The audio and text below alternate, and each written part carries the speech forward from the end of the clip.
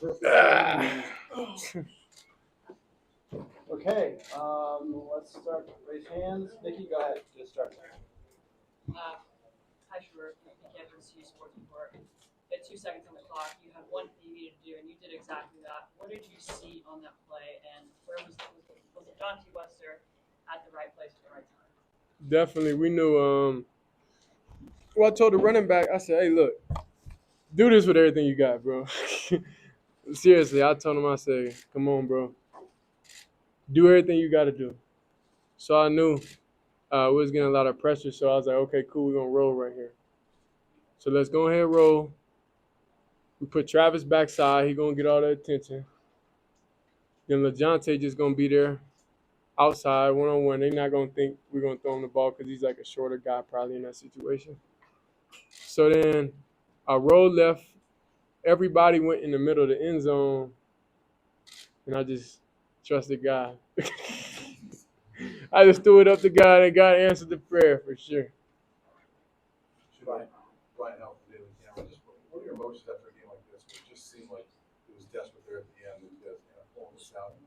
Guys make plays there at the end. Not only that play you're just talking about, but in overtime, Travis is playing. Just a relief, honestly, because I know personally I didn't play nowhere close to my best game at all. I know offensively we didn't play nowhere close to the best game that we could have at all. So, and we was talking the whole game like something gonna have to happen. When Amarion got in and made that play, we needed somebody. We needed somebody to make a play and do something special. So, that was was the message during the game because offensively we wasn't just clicking. I was missing reads, and it's just like you got to understand. I can't have a game like that again. Tyler King with the Denver Gazette. Just curious what your perspective was on the final play that Travis made. Were you just assuming you were going to get to go back on the field? I mean, they're at the 1 yard line. What were your perspective, and what did you see if you were watching at all? I know exactly what y'all was seeing. I said the same thing. I was like, okay, we've been here before. We got experience, at home, overtime. And then what's crazy is I said, hey, I said early in the day, I was like, hey, come on, bro, let's win. Let's do it fast so we ain't got to go to overtime.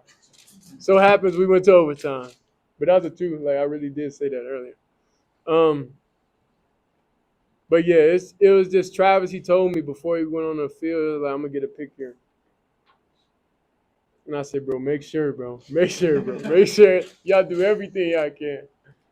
And then he made a play, which was amazing. But that's stuff Travis does. So a couple weeks ago, you said, like, when was Travis' best game? Like, Travis has a lot of, like, great stuff in him. It's just in those key moments and in those key situations, that's when he brings it out. Adam. Hi, Shedeur. Adam was a Tiger 24/7 Sports. You mentioned it wasn't a perfect performance.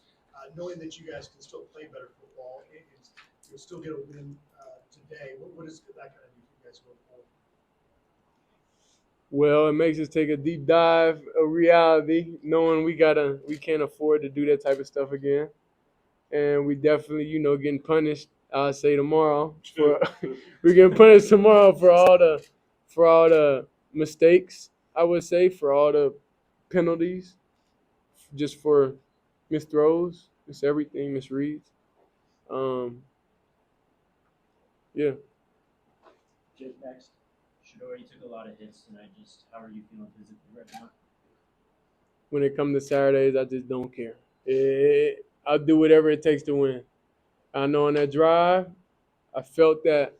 I would say I felt like I was getting in that mode. I really felt that, and then just really getting in a different mindset of like whatever it takes, I don't care.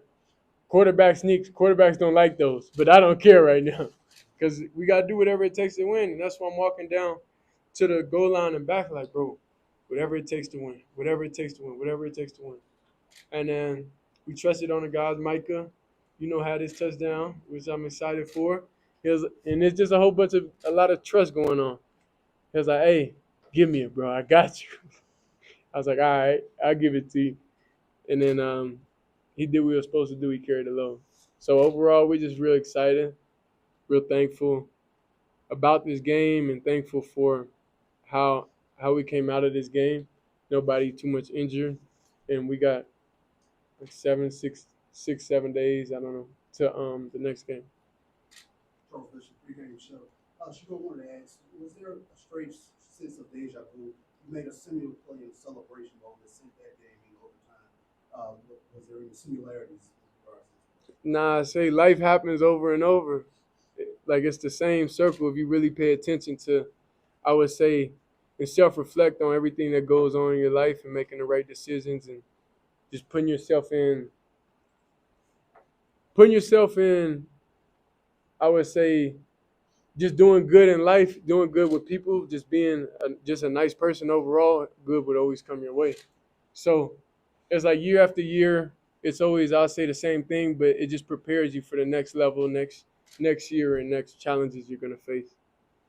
So it definitely was deja vu, but I knew like at the end of the day, like something's going to happen. Where would you say your sense of resiliency comes from? Feels like you keep popping back up there time and time again and just don't really flinch. Where does that come from? You don't have an option. That comes from your parents, how you was raised. You know, like you don't have an option to fail. Like that's a non-negotiable.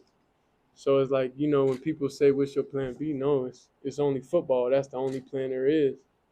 I don't have a trust fund. Dad ain't set me up good like that. But I make sure I set up my kids. You know what a trust fund is. We're gonna have to take one more question for Shedeur. Go ahead.